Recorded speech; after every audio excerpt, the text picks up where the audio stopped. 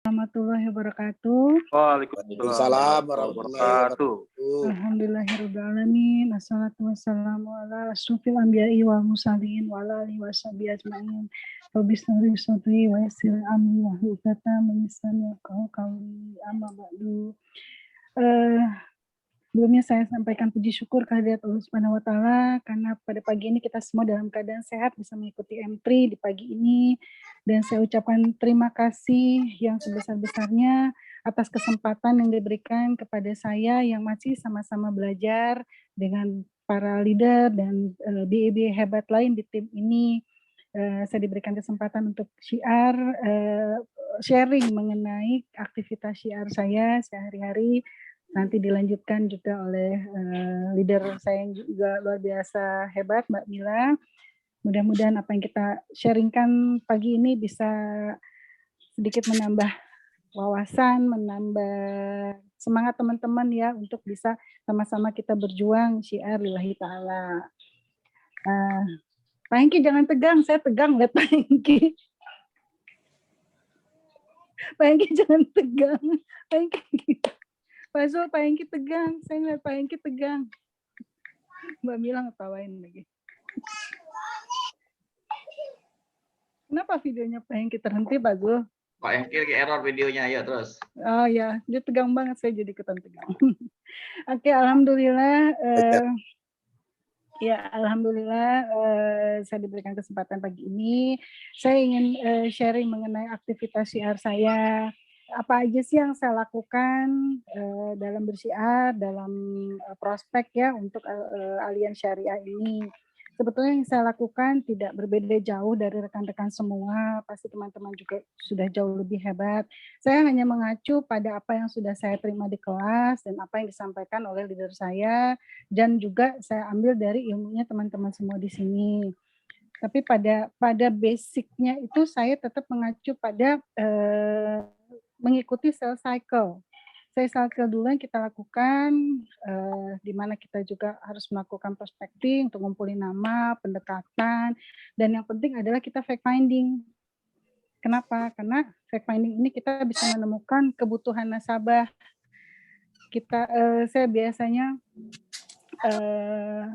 menanyakan polis-polis yang sudah dimiliki dulu oleh mereka, manfaatnya apa saja yang sudah mereka miliki, karena terbukti dari survei 9 dari 10 orang yang mengaku sudah punya asuransi itu biasanya polisnya lapse.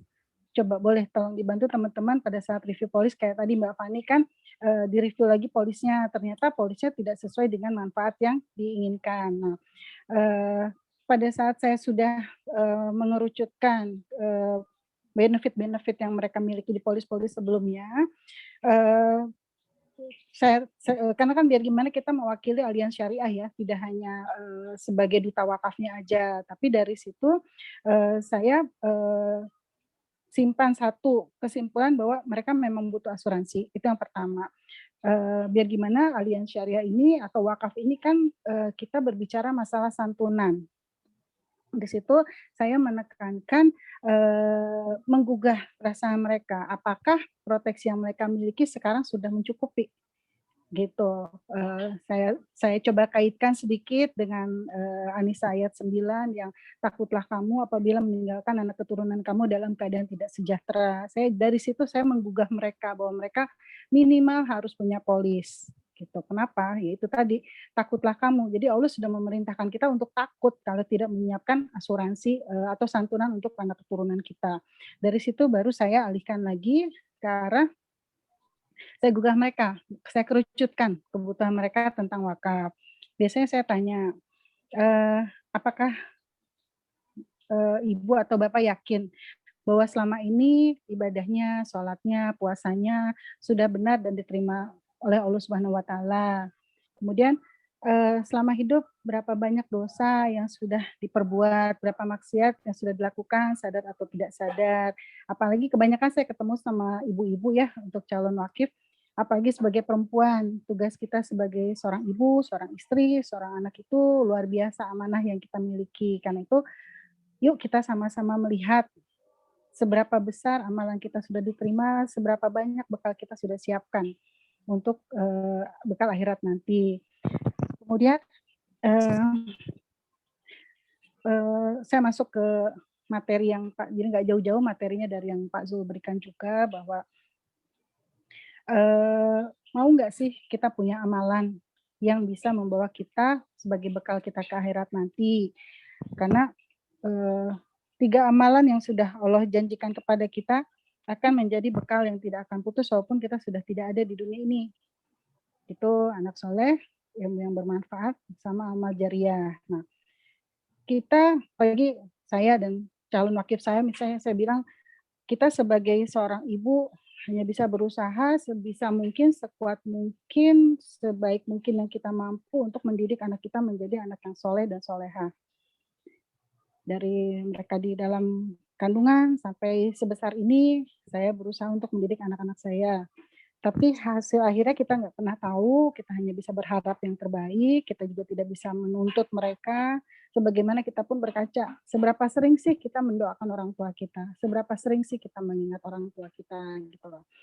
Nah, kemudian yang kedua ilmu yang bermanfaat. Andai seorang ustadz atau ustazah seperti Pak Zul, mungkin kita agak sedikit bisa lega, atau mungkin seperti Pak Ustadz Hengki misalnya, kita bisa sedikit lega, sudah banyak ilmu yang kita sharing-kan ya Pak Hengki ya, Pak Ustadz ya, ke orang banyak, Belum banyak yang mengikuti belum.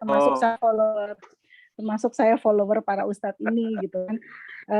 Tapi dengan keterbatasan kita, ke teman saya bilang, eee, kita harus mencari lagi, apa sih selain 2 hal itu yang bisa menjadikan bekal kita untuk dibawa ke jannahnya Allah nanti, gitu. Nah, Allah tuh maha baik, saya bilang. Ada amalan ketiga yang Allah sudah pastikan, juga tidak akan putus walaupun kita sudah tidak ada nanti, yaitu amal jariah, antara lain dalam bentuk wakaf, saya bilang gitu. Biasanya saya tanya sama, calon wakil saya, apa yang sudah mereka tahu tentang wakaf? Biasanya mereka langsung, sebentar.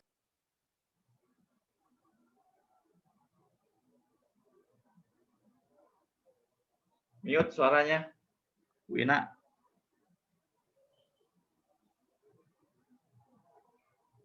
Wina, suaranya kenapa tuh? Ya, sorry. Ya, biasanya saya tanyakan ke mereka tentang wakaf. Wakaf itu apa sih? Gitu. Nah, mereka biasanya agak-agak, eee, ya belum terlalu paham lah. Mereka agak kaget juga ditanya tentang wakaf. Biasanya mereka taunya kan wakaf itu masjid, eee, musola gitu ya, madrasah atau makam, bangunan yang besar yang buat mereka mungkin itu tidak pernah terfikir bahwa mereka bisa berwakaf karena kan nilainya besar. Oh, kalau saya sih masih sebatas sedekah Jumat lah, saya sedekah harian lah gitu, seperti itu. Atau misalnya income-nya 2,5% untuk, sedekah lah, mereka bilang gitu. Oke. Terus saya bilang, nah wakaf itu menjadi salah satu bagian dari amal jariah tadi yang saya cerita, saya bilang yang tidak akan putus walaupun kita sudah tidak ada lagi di dunia ini gitu. Nah, mau kan kalau kita punya wakaf? Ya mereka biasa bilang, "Mau sih," karena kan mereka taunya wakaf itu besar. Terus saya biasa suka saya panas-panasin tuh gini, nggak jauh sih dari materinya Pak Zul juga gitu loh. Cuman saya bilang nadanya, saya bilang, "Nah, sekarang kan kita ketemu, alhamdulillah nggak ada yang kebetulan. Allah sudah mencatatkan pertemuan kita hari ini. Nah, saya ini mewakili Aliansi Syariah sebagai duta wakaf. Nah, karena amal jariah itu, setuju kan amal jariah yang tadi saya cerita itu bagus banget kan buat bekal akhirat kita, saya bilang gitu. Di mana akan menyinari kubur kita, eee, tidak akan putus gitu, mengurangi, ya mudah-mudahan kita bersama-sama di jannahnya Allah gitu kan, menjauhkan kita dari, siksa api neraka. Mereka ngangguk-ngangguk, oke. Kalau setuju amal jariah itu bagus, misalnya di rekening sekarang ada 500 juta, saya bilang gitu. Boleh nggak saya minta 500 jutanya, yuk kita berwakaf biar sama-sama ke jannahnya Allah. Nah, biasanya mereka di situ terhenyak dan tersenyum tersenyum nggak jelas gitu kan. Nah, saya tembak lagi, tapi mau kan suatu saat bisa berwakaf 500 juta karena saya paham 500 juta yang sekarang pasti buat, nyekolahin anak, buat biaya sehari-hari, atau mungkin mau perbaiki rumah dan sebagainya, saya paham sekali. Tapi mau kan dana 500 juta bisa kita wakafkan suatu saat nanti karena kita tahu amal jariah itu sangat penting untuk bekal kita ke akhirat, gitu. Nah, biasanya kalau udah digituin mereka langsung bertanya, gimana bisa 500 juta gitu kan, bisa berwakaf seperti itu. Nah, saya tanya, Nah, kalau sehari-hari saya ajak untuk, menyisihkan, katakanlah 25.000, 30.000, atau 50.000 sehari. Tapi pada saat kita dipanggil oleh Allah Subhanahu wa taala yang kita nggak pernah tahu, anytime bisa terjadi, tidak pasti yang muda, tidak pasti yang tua, pasti akan terjadi, cuman kita nggak tahu kapan, kita bisa pastikan nilai yang kita inginkan untuk kita wakafkan itu sudah tersedia, saya bilang gitu. Emang bisa? Ya bisa. Saya tanyakan dulu sekarang, kira-kira kalau sehari 50.000 disisihkan, kira-kira mengurangi kebahagiaan hidup nggak? Mengurangi jatah untuk jajan nggak? Biasanya ya, kalau memang karena saya sudah fact finding kira-kira kalau, maaf ya, karena kan memang kita kalau pada saat kita, prospecting, approaching kan kita ketemu sama nasabah, kita juga sudah diajarkan untuk melihat kondisi kondisi keuangan kita seperti itu. Keadaan rumahnya atau mungkin ya walaupun don't just the book by its cover ya, tapi kan tetap kita bisa punya punya insting lah, punya naluri, kemampuan orang ini seperti itu. Atau bisa saya tanyakan juga pengeluaran, kalau kita tanyakan penghasilan sebulan berapa, biasanya orang akan tersipu malu tidak mau bilang ya. Orang langsung tutup, nggak mau ngomong lagi. Tapi kalau kita bilang, "Kira-kira pengeluaran sebulan berapa ya?" Saya cerita juga, "Ya kalau buat saya sih sebulan 10 juta buat 2 anak itu udah minimal banget ya," saya bilang gitu. Jadi kan dia tergugah juga untuk cerita di berapa pengeluaran dia. Nah biasa dia, "Ya kira-kira segitulah." Nah dengan dia bilang seperti itu, saya punya kesimpulan bahwa karena rasio orang mau, bisa, memiliki premi asuransi itu kan sekitar 10-20% gitu. Jadi saya bisa kira-kira dia punya sekitar 10% dari 10 juta atau sehari 30.000 sampai 50.000. Dari situ saya jadi apa yang saya sampaikan jadi tidak terlalu jauh gitu. Kalau misalnya saya lihat orangnya dibilang 10 juta, ya biasa aja, oh berarti kemampuan orang ini lebih lagi. Saya langsung bilang, sehari 100.000 buat Bapak atau buat Ibu pasti tidak mengurangi, tidak mengganggu apapun kan. Nah seperti itu saya sampaikan, eee, kalau misalnya Bapak atau Ibu bisa menyimpan 50.000 setiap hari dan pada saat terjadi resiko tutup usia, apalagi kondisi pandemi ini kita nggak pernah tahu ya resiko bisa lebih cepat, dana untuk wakaf ibu dan bapak sudah tersedia melalui Allianz Syariah. Bagaimana menurut Bapak dan Ibu? Apakah itu bisa menjadi solusi? Karena kita sudah sepakat bahwa amal jariah tadi bisa kita dapatkan melalui wakaf. Nah, jadi saya bikin simpel dulu, saya pastikan dulu orang ini memang mampu dulu gitu. Jadi konsep, wakafnya tadi sendiri sudah saya sampaikan di awal, kemudian saya sampaikan dari situ. Nah, untuk lebih detailnya lagi, izinkan saya untuk menjelaskan mengenai wakaf itu lebih detail ya. Nah, baru dari situ saya buka, kalau nggak di iPad, saya buka dari yang, buku yang Pak Zul sudah siapkan, tentang kenapa sih wakaf itu penting, karena wakaf itu atau tadi amal jariah yang tidak putus. Nah, kenapa, kalau wakaf itu penting, jadi tidak semua saya bacakan karena takutnya terlalu membosankan. Saya ambil summary-nya aja bahwa, "Tahu nggak Pak, Bu, bahwa di Indonesia ini ternyata ada 430 juta hektar tanah loh yang tidak bertuan dan 90% dari situ tidak bermanfaat, padahal wakaf itu hanya akan menjadi amal jariah kita kalau bermanfaat kan?" Saya bilang gitu. Kenapa? Karena banyak orang di Indonesia itu taunya ya kembali, wakaf itu dalam bentuk tanah, dalam bentuk bangunan. Misalnya nih, saya kasih gambaran, misal contoh, saya, orang dari daerah, kayak Pak Hengki buat wakafnya gede banget Pak Hengki, satu gunung Pak Hengki. Misalnya ya, kita punya satu, warisan di mana, di daerah di pedalaman misalnya gitu. Kemudian saya menerima itu sebagai warisan saya, tapi karena saya udah tinggal di kota, saya untuk pulang ke kampung itu kan rasanya berat untuk meninggalkan kebiasaan. Ya udahlah saya wakafkan aja. Sudah diserahkan ke badan wakaf atau ke pemerintah daerah, tapi saya tidak pikirkan lagi kelanjutan dari tanah itu. Nah itu kan artinya tanah saya tidak berguna. Nah sekarang mau nggak kalau kita punya rezeki, kita tambahkan tanah yang kosong itu, kita bangunkan, eee, apa, masjid di situ misalnya seperti ya itu melalui wakaf yang tadi saya ceritakan. Nah kebetulan beberapa wakif yang sudah bergabung itu punya punya tanah seperti itu. gitu, Pak Zul. Memang jadi, beberapa wakif yaitu ada yang tanahnya di Tasik, ada yang tanahnya di Garut. Mereka hanya, jadi para, ajengan-ajengan di daerah gitu mereka punya tanah-tanah kosong, dan saya bilang, "Nah, mau nggak sekarang kalau si Akang sudah punya tanah, mau nggak dari wakafnya kita untuk membangun, masjid di atas tanah si Akang supaya, eee, kamu dan suami bisa sama-sama ada di janahnya Allah," saya bilang gitu. Itu yang satu lagi mungkin ya, mengenai bahwa wakaf itu bisa kita berikan sebagai hadiah untuk orang tua kita. Eee, siapa sih yang nggak sayang sama orang tua gitu, siapa yang tidak pengen berbakti sama orang tua, tapi bagaimana pada saat misalnya contohnya saya sendiri, ibu bapak saya sudah tidak ada, padahal saya merasa masih belum cukup saya berbakti pada orang tua saya. Nah, wakaf ini adalah salah satu solusinya, karena kita bisa menyisihkan dana, di mana pada saat terjadi resiko tutup usia sama kita, wakaf inilah menjadi persembahan terbaik kita untuk mereka. Kita bisa mengatasnamakan wakaf itu atas nama orang tua kita, dan betapa mereka akan sangat menanti wakaf yang kita sampaikan atas nama mereka, seperti itu.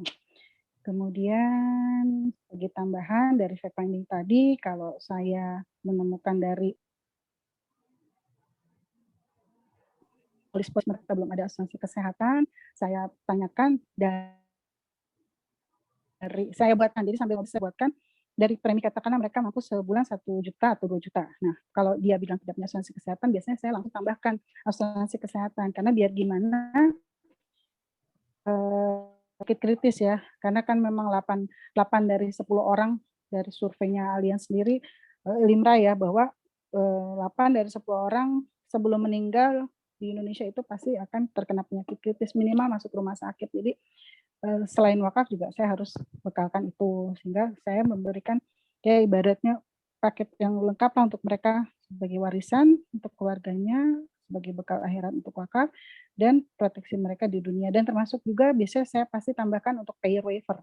Payer waiver saya bilang, resiko tidak hanya, meninggal dunia, apabila terjadi resiko nauzubillah min dzalik, sakit, kecelakaan, kita tidak mampu melakukan mengiur lagi, kontribusi lagi terhadap, manfaat yang kita harapkan, yaitu manfaat, santunan dan wakaf, maka, Bapak dan Ibu tidak usah terbebani pada saat tidak tidak memiliki kemampuan untuk membayar lagi, maka Allianz Syariah dari dana tabaruk itu yang akan melakukan pembayaran premi atau kontribusi itu terus sampai usia 65 tahun.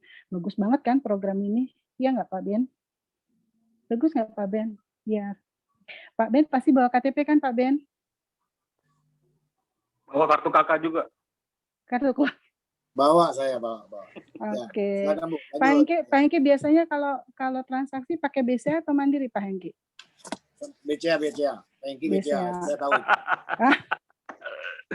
Oke, udah mengerucut ke teknik closing kalau gitu ya. Jadi ujung-ujungnya sudah mereka menjelaskan pemaparan kita tanyakan, kalau orang ditanya boleh minjem KTP, biasanya orang, keberatan ya, buat apa? Tapi kalau saya tanyakan, "Bapak pasti bawa KTP kan?" Mereka terhipnotis ngeluarin KTP, atau pas, saya tanyakan, "Biasanya transaksi pakai apa ya?" Kita sudah pasti tahu. Jangan sampai pada di akhirnya ternyata, "Aduh saya nggak punya rekening, nggak bisa didebet." Nah, mulai lagi dari awal, seperti itu. Mungkin itu saja dulu Pak Zul yang bisa saya sampaikan, mudah-mudahan bermanfaat, ilmu saya yang masih terbatas ini. Wabillahi taufiq wal hidayah. Wassalamualaikum warahmatullahi wabarakatuh. Waalaikumsalam warahmatullahi wabarakatuh. Terima kasih. Bagus banget ya teman-teman ya.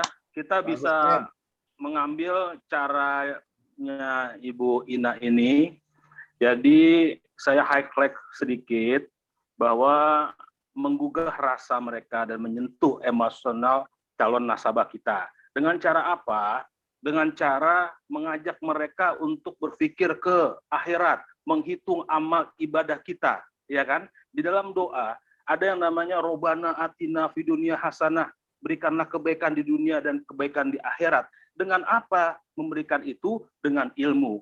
Jadi sebelum kita masuk ke produk, kita jelaskan dulu kenapa sih wakaf ini, kenapa berwakaf, kita sentuh dia, kita ajak dia, supaya dia tidak celaka nanti di akhirat. Karena di dalam kandungan kita cuma 9 bulan, kita hidup di dunia, paling lama kita dapat bonus itu 100 tahun ya teman-teman ya. Tapi kalau kita sudah masuk ke liang kubur, masuk ke alam barzah, dan nanti kita dihitung, dihisap, itu yang selama-lamanya. Apakah kita siap membawa bekal ke sana? Karena memang umat Islam ini semuanya katanya masuk surga. Tapi apakah kita tahu satu hari di akhirat itu sama dengan 50.000 tahun, teman-teman? Jadi jangan main-main, kita siapkan dari sekarang bekal kita, amal kita, perbuatan baik kita untuk ke akhirat nanti. Terima kasih banyak Ibu Ina atas sharingnya. Semoga ini bisa menjadikan alternatif kita aplikasikan. Baiklah, sekarang kepada ini yang tidak kalah dengan leadernya, ya, Ibu Karmila atau kita panggil dengan Ibu Mila. Fadol Mas Kuro, Ibu Mila. Alhamdulillah. Assalamualaikum warahmatullahi wabarakatuh. Waalaikumsalam warahmatullahi wabarakatuh. Amin. Pak Hengki, reviewnya saya bikin saya meleleh jadinya. Oke. Lilin dong. Oke, Bapak dan Ibu. Mbak Mila, udah siapin tisu dulu Mbak Mila. Udah Mbak, tisu basah sama tisu kering juga udah siap. Malum kalau saya melo banget ya, kalau bahasanya Pak Hengki itu kalau udah diingetin tentang akhirat itu Masya Allah deh, udah nggak bisa berkata-kata lagi ya, cuma bisa Alhamdulillah karena saya dipertemukan dengan orang-orang hebat di hari ini dan hari-hari yang akan datang, terutama Pak Ustadz Julhamdi, Pak Ben, Pak Hengki, Pak Dede, dan semuanya yang nggak bisa saya sebutin satu-satu. Nah inilah salah satu doa saya yang selalu saya panjatkan kepada Allah Subhanahu Wa Taala tiap hari, minta dipertemukan sama orang-orang hebat yang istiqomah hijrah gitu ya, menjadi pasukannya Allah. Nah pagi hari ini mau saya Mila yang baru banget mungkin ya di bisnis Alianz Syariah atau di timnya Pak Julhamdi dan Mbak Ina yang selalu tiap hari habis subuh tuh WA kumaha damang teh gitu ya bahasanya Mbak Ina. Hari ini kemana? Siar kemana? Pak Ustadz Jul juga kalau tiap habis subuh pasti ngingetin, Mbak Mila siar wakaf kemana nih hari ini? Nah luar biasa, mungkin itu bagian dari doa kita juga di saat Fajar Booster. Nah mungkin kalau tadi Mbak Ina cerita tentang bagaimana mengedukasinya, mungkin sesi ini saya mau cerita tentang pola kerja saya nih menjadi duta wakaf. Karena dari awal saya ijab kabulnya sama Mbak Ina, boleh saya sebutin ijab kabul ya, karena kan saya kerja sama Mbak Ina ya.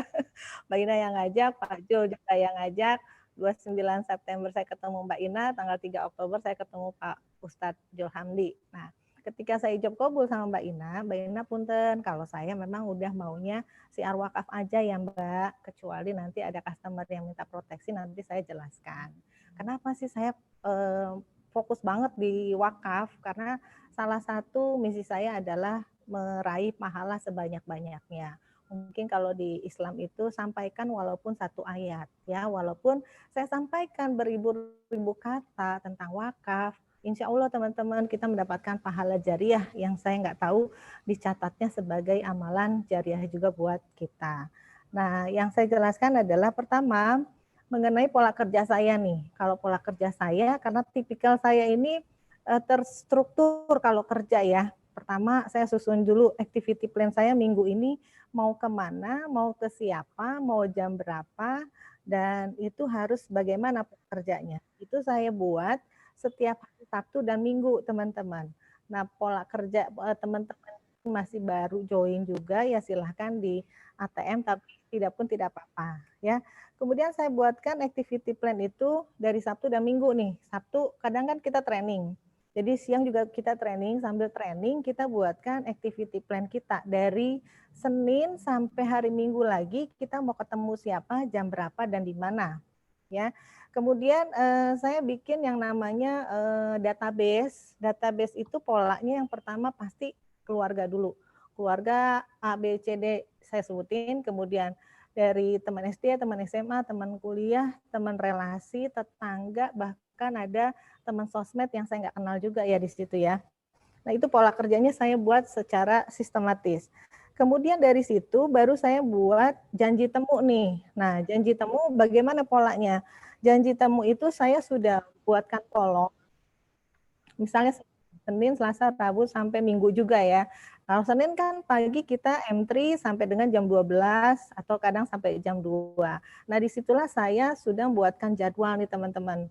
Dari jam 2 sampai jam 4 saya ketemu siapa. Berarti kalau hari Senin aja, itu minimal saya ketemu 2 orang aja.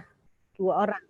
Karena itu udah efektif banget. Karena target saya ketika saya menjelaskan wakaf, itu maksimal 2 jam teman-teman. Nggak boleh lebih dari itu. Kalau lebih dari itu, pasti eskalasi tentang wakafnya itu nggak dapet. Jadi ngalor ngidul, nggak to the point gitu ya. Jadi target saya itu ketika saya edukasi ke klien atau ke calon wakif itu maksimal 2 jam. 2 jam, that's all 2 jam. Kemudian saya bilang, Pak, atau siapa ya, waktu saya edukasi kemarin Pak Andri, itu kepala cabang Adira, Ndri, sorry nih Ndri, jam 4 saya udah ada temu janji lagi dengan calon wakif saya di sana gitu. Nah itu untuk mereminder si klien sebelumnya bahwa wah Mila tuh benar-benar konsen banget ya jadi duta wakaf gitu ya. Dan waktu kita pun memang harus betul-betul diefektifkan. Jadi nggak hanya seharian sama dia aja gitu ya, mengharapkan dia untuk berwakaf, enggak juga. Jadi ada targetnya sehari itu 1 orang 2 jam. Kemudian kalau hari Selasa, mulainya itu pagi jam 10 sampai jam 12 itu 1 wakif. Kemudian siang jam 1 sampai jam 3 itu 1 wakif juga. Dan sore jam 4 sampai jam 6 itu 1 wakif juga. Karena memang komitmen saya sama suami dan anak-anak itu kalau bisa maghrib udah di rumah gitu ya. Maghrib dari rumah. Tapi kalaupun memang harus molor ya sejam 2 jam lah maksimalnya. Jadi efektifnya itu 3 dari hari Selasa sampai dengan hari Minggu. Nah, itu activity saya untuk janji temu. Nah, ketika saya janji temu dengan mereka, berarti kan udah ada schedule-nya tuh dari hari Senin sampai hari Minggu, jam berapa dengan siapa. Nah, H-1 saya reminder beliau biar bisa lewat WA ataupun telepon. Mas Andri, besok jadi ya kita ketemu jam 10. Oh iya Mil, oke jam 10. Nah, itu udah langsung saya lingkarin. Berarti memang sudah pasti ketemu dengan beliau, insya Allah pasti ketemu. Kemudian di pas hari H-nya, sebelum saya berangkat, saya harus siapkan yang namanya Duta Wakaf Kit namanya ya. Kalau saya ya. Pertama kita harus siapkan bolpen juga, jangan sampai kita pinjam bolpen ke wakif, nggak profesional banget ya. Kemudian quantum kit yang kemarin Pak Ustadz buatkan itu sangat-sangat bermanfaat banget ketika misalnya iPad lagi error atau iPad lagi baterainya low. Tapi harus pastikan juga bahwa iPad harus 100% loh teman-teman ya. Karena kan seharian nih kita mau siar wakafnya. Jadi jangan sampai ya pas mau dibuka low bat juga. Kemudian kita harus bawakan agenda juga atau apa namanya Pak Jo? Buku biru ya. Ya. Buku biru ya, itu sangat membantu sekali. Kemudian kertas yang perlu mungkin ada edukasi virtual, bukan virtual, visual ya, visual kita harus bedah apa sih manfaatnya dan lain-lain. Kemudian siapkan kartu nama. Nah kalau sekarang saya sudah mulai siapkan yang namanya kartu nama dengan emblem jabatannya itu Duta Wakaf, itu sangat membantu sekali. Kalau bisnis partner saya gunakan untuk teman-teman yang non-muslim atau mengedukasi tentang bisnis di bisnis tentang aliansi syariahnya. Nah, itu ketika saya persiapan bertemu dengan klien saya ya atau calon duta wakaf lah istilahnya atau wakif. Nah, ketika saya janji ketemu ya salah, saya say hello dulu, kita bincang-bincang dulu kalau memang kita sudah tahu background-nya dia apa, ya kita mengarah ke pekerjaannya beliau. Dan sedikit mungkin kalau bahasa sayanya ya, saya lebih banyak memuji dia dulu lah, memuji dia dulu tentang pekerjaannya. Barulah saya bilang, Henry, seperti yang kemarin Mila bilang, Mila tuh sekarang udah jadi duta wakaf. Ya udah, to the point aja. Mila, apaan sih Mil duta wakaf itu? Saya jelasin tentang job desk duta wakafnya dulu. Wah, hebat juga ya, dia bilang ya. Terus gimana Mil cara edukasinya? Jadi mereka sendiri yang kadang-kadang pengen tahu edukasi wakafnya seperti apa. Ya sudah, saya buka lagi tentang quantum kit. Nah, semaksimal mungkin teman-teman dihafal nih halaman-halaman mana yang akan kita jelaskan ke klien. Jadi jangan kita udah buka tapi isi yang kita sampaikan berbeda dengan apa yang kita buka halamannya gitu ya. Jadi kalau saya misalnya kuantum kit, kuantum wakaf. Kuantum wakaf apa sih? Saya jelasin bahwa wakaf yang rencana dan pasti. Kemudian saya masuk ke lembar-lembar wakaf-wakaf sahabat-sahabatnya Rasulullah dan lain sebagainya. Kemudian baru saya jelaskan bagaimana sih benefit dari program kuantum wakaf. Nah, itu saya ulang-ulang tuh di situ. Misalnya poinnya benefit dari program kuantum wakaf adalah satu, pertama kita punya amal jariah wakaf. Sesuatu yang pasti kita mendapatkan pahala jariah ke janahnya Allah. Kedua, keluarga yang ditinggalkan sudah punya dana waris. Selain kita punya amalan wakaf, kita juga sudah menyiapkan dana waris buat keluarga. Ketiga, apa sih benefitnya? Bahwa si para wakif ini mendapatkan dana santunan penyakit kritis. Jadi ketika teman-teman pun dalam keadaan kritis, itu yang namanya program kuantum wakaf itu memberikan dana santunan. Kemudian yang tadi keempat yang Mbak Ina cerita juga tentang payroll ya, bahwa proteksinya ketika beliau kecelakaan atau sakit dan tidak mampu bayar, maka beliau pun diberikan dana santunan bahwa sudah tidak dibebaskan membayar iuran wakafnya lagi ya, atau iuran tabaru kalau bahasa saya. Yang kelima, kita menghimpun pahala. Saya bilang gitu. Jadi berapa banyak gitu ya manfaatnya, benefitnya, dan poinnya cuma itu aja yang saya review ke wakif. Nah, saya bilang kalau pada saat closing di sesi akhir, di awal saya langsung buka tabelnya aja. Nah, dari berapa dari 9 mil gitu ya. Saya nggak ngebedah masalah pengeluaran dia. Saya cuma bilang gini, Ndri, mau ngisihin 10.000 sehari buat berwakaf doang loh, Ndri. Gitu ya, Mil. Nah, 10.000 kok bisa sih, Mil? Bisa 10.000. Dengan berwakaf aja Andri punya wakaf. Nah, Andri kan ada istri, ada anak. Masa iya sih punya amal jariah cuma sendiri doang? Masa iya mau ke janahnya Allah cuma sendiri? Pasti dong sama istri, sama anak-anak. Jadi Andri 10.000, istri 10.000, anak 3 10.000, 50.000, Ndri. Nah, gitu yang saya edukasi. Selalu saya edukasi polanya seperti itu. Nah, ketika dia bilang, Mil, gede juga dong, Mil. Sehari 50.000, berarti sebulan 1,5 juta gitu ya. Gede mana dengan nikmat Allah yang kamu sudah terima sekarang? Kamu sudah punya rumah besar, punya mobil, punya kekayaan, punya kesehatan, punya ini.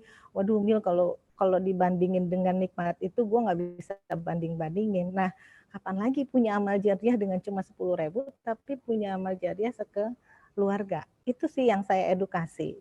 Kemudian saya jelaskan lagi, dan kenapa kok terencana? Ya, terencana karena wakafnya itu sudah disalurkan ke amal lembaga-lembaga najir wakaf yang sudah bekerja sama dengan lembaga yang mengelola dana wakaf ini. Barulah saya jelaskan tentang lembaga yang mengelola dana wakaf ini adalah Alian Syariah. Nah, background Aliannya lah baru saya terangkan, dan salah satu perusahaan yang mendapatkan penghargaan dari Muslim Choice gitu ya. Jadi itulah, sampai di situ aja tuh teman-teman ngejelasinnya. Nah, ketika ada question and share, dia bilang, Mil, ketika saya iuran tabaru, terus itu riba nggak ya? Nah, kalau masalah riba dan lain sebagainya, teman-teman yang baru join atau ya, saya selalu ngikutin training tentang syariah. Nah, itu penting banget loh teman-teman, ketika ada question answer dari calon wakif kita, bagaimana kita menjelaskan syariahnya, menjelaskan tentang fatwa MUI-nya, menjelaskan apakah ini baik atau tidak. Nah, itu teman-teman harus benar-benar ngikutin tentang asuransi syariahnya. Nah, itu cara saya mengedukasi ke calon wakif. Nah, biasanya tuh sign kan. Ada juga yang dia bilang gini, Mil, nanti ya gue tanya bini gue dulu. Dia bilang gitu. Ya sudah, kalau memang mau informasikan ke istri, silahkan. Yang penting Indri jelasin sama istri bahwa dengan kuantum wakaf, saya bilang yang tadi ya, benefitnya, satu punya amal jariah, punya dana waris, dana santunan kritis, pesan premi kalau terjadi sesuatu dengan kamu, dan kelima udah pasti punya amal jariah, pahalanya ngalir terus, apalagi nanti ketika kamu sign dan udah dicatat sebagai nilai satu catatan nilai pahala. Nah, intinya teman-teman, satu activity plan-nya itu harus dibuatkan banget ya. Jadi kita punya target kira-kira 1 minggu ini kita bisa closing siapa aja sih. Mungkin kalau saya modelnya dengan Mbak Ina, nah udah lillahi ta'ala aja, hari ini siar wakaf. Udah, that's all. Karena semua yang terbaik Allah juga yang menentukan. Jadi ketika saya pulang pun saya akan review. Oh tadi Andri pertanyaannya ini ya. Nah itu saya cari jawabannya. Kemudian Pak Yoga nanyanya ini ya. Oh ya udah, minggu depan saya akan pelajari itu. Sehingga ilmu kita tuh tambah banyak loh teman-teman. Jadi kita akan semakin pede lagi ketika akan siar wakaf di minggu berikutnya. Nah itu mungkin yang bisa saya sharing sama teman-teman. Mudah-mudahan bermanfaat. Dan yang terakhir teman-teman, kalaupun kita nggak bisa janji keluar hari ini, semaksimal mungkin kita bikin pola kerja di rumah juga gitu. Jadi jangan mentang-mentang kita nggak ada janji temu di rumah, ya udah pakai daster gitu, pakai apa, enggak. Buatlah kita seperti orang kantoran gitu. Kita mau bekerja, cuma bedanya adalah tempatnya. Jadi kalau misalnya minggu lalu saya sempat di rumah seharian itu, ya udah saya berpakaian penampilan rapi, saya dandan, saya punya meja kerja sendiri, dan itu saya kerja di situ. Ya, jadi kadang-kadang kalau suami nanya, Bu nggak keluar, enggak, saya tetap kerja kok di rumah. Jadi saya tetap bikin pola kerja se-enjoy mungkin di rumah juga, tetap yang harus punya mindset adalah tiap hari kita harus bekerja. Tiap hari kita harus siar wakaf. Bismillah aja, lillahi ta'ala aja, pasti Allah akan memberikan yang terbaik. Dan teman-teman jangan lupa Quantum Kit itu sangat bermanfaat banget ya, harus dibawa ketika kita mengedukasi. Jadi orang udah lihat, wow, kita tuh benar-benar duta wakaf yang mewakili Aliansi Syariah yang sangat profesional gitu ya. Karena kan di belakang kita ada layar biru ya. Itu aja teman-teman yang bisa saya sampaikan, semoga bermanfaat dan semoga juga teman-teman tambah semangat. Dan quote saya hari ini adalah jangan menunggu termotivasi baru bergerak, tapi bergeraklah maka kamu akan termotivasi. Wassalamualaikum warahmatullahi wabarakatuh. Waalaikumsalam warahmatullahi wabarakatuh. Waduh, keren banget ini Bu Mila. Udah pantas untuk jadi pembicara BP1 BP2 nih Bu Mila. Ya. Jadi itulah kelebihan Allianz ya. Jadi bukan berpatokan sama waktu. Oh baru 1 bulan, baru 2 bulan, tapi bisa merubah mindset pola pikir kita ya. Kita di Allianz ini coba lihat Bu Mila, yang baru seumur jagung tapi luar biasa hebatnya kan. Nah saya coba untuk mengambil benang merahnya ya Bu Mila ya, dari Bu Mila tadi ya. Jadi kita itu sebelum berperang ibaratnya itu kita siapkan dulu nih amunisi kita. Jangan kita asal terjun aja ke lapangan tanpa ada perencanaan. Bu Mila dia terpola, terstruktur, terencana ya. Jadi kelihatanlah di situ profesional kita sebagai duta wakaf ya. Dan jangan menunggu ketika kita di pagi hari, jangan menunggu sampai sore hari. Ketika kita di sore hari, jangan menunggu itu di pagi hari. Jadi isilah dengan pekerjaan yang bermanfaat, yang mempunyai nilai. Ya, untuk apa? Untuk fastabiqul khairat, untuk berlomba-lomba untuk beramal kebaikan. Iya, siar wakaf ini kan beramal kebaikan kan? Salah satu ladang pahala kita juga. Ya, saya nggak usah berpanjang lebar, nggak enak sama Pak Zul Hamdi. Saya serahkan kepada Pak Zul Hamdi. Pak, kami persilakan. Oke, baik Pak Hengki, thank you ya. Sama. Saya ucapkan terima kasih kepada Bu Mila ya, pada Bu Ina, luar biasa hari ini ya. Kita banyak kan. Tadi saya udah mencatat beberapa poin juga Bu Mila, insya Allah nanti akan masuk ke materi kita gitu ya. Jadi tadi mungkin 5 poin program Kontum Wakaf itu nanti kita akan masuk dalam satu slide. Ya, kita akan buat dalam satu slide sehingga rangkuman itu membantu teman-teman kita juga yang lain ya untuk nanti enak ngomongnya, udah ada ininya, udah ada rangkumannya. Ya, tadi ada kata-kata yang menarik juga menurut saya ya. Masa iya sih mau masuk surga sendirian? Nah, itu tuh kita mau bikin slide-nya itu. Masa iya sih mau masuk surga sendirian? 10.000 aja berat gitu ya. Itu poin bagus menurut saya, bisa kita tambahkan juga. Ya, kemudian nah, kapan lagi mau punya amal jariah sekeluarga? Nah, itu memang kata-kata closing yang luar biasa gitu ya. Jadi orang kalau disentuh begitu, masa iya tega sih anak istri masuk neraka, dia sih masuk surga gitu kan. Jadi ini mungkin tambahan insight bagus buat kita ya teman-teman. Insya Allah kita sempurnakan terus materi kita gitu ya. Dan teman-teman insya Allah yang belum punya kitnya ya, kita akan cetak lagi. Nanti tinggal Bu Mila atau siapa kemarin yang bisa nyetak dengan harga murah, nanti silakan info ke saya ya. Oh iya, Bu Nur ya kalau nggak salah. Bu Nur ya. Ya. Oke, baik teman-teman, udah mau jam 11, saya mau menekankan 2 hal aja ya, teman-teman. Teruslah melakukan tugas kita gitu ya. Tugas kita adalah memberikan edukasi ya, edukasi syiar ya. Itu memang harus terus kita lakukan ya, setiap hari ya. Istilahnya ya, kalau kita tuh punya toko, kalau kita tokonya tutup terus gitu ya, nggak pernah buka, lama-lama sederhana sih kalau kita punya tetangga kita punya warung gitu ya, setiap hari dia warungnya tutup terus, lama-lama kita kan males ke sana gitu ya, paling juga tutup gitu lama-lama ya kan. Nah, tapi kalau warungnya selalu buka gitu ya, nah ini insya Allah akan selalu ada ya pembeli itu. Jadi kalau kitanya nggak mau buka mulut ya, nggak mau sharing, diem mulu ya, nggak mau aktivitas, ya bagaimana mungkin kita bisa mendapatkan hasil ya. Jadi pesan saya, ayo ya, minggu ini kita insya Allah bisa banyak sahabat kita ya. Amin. Masih ada waktu yang panjang ya.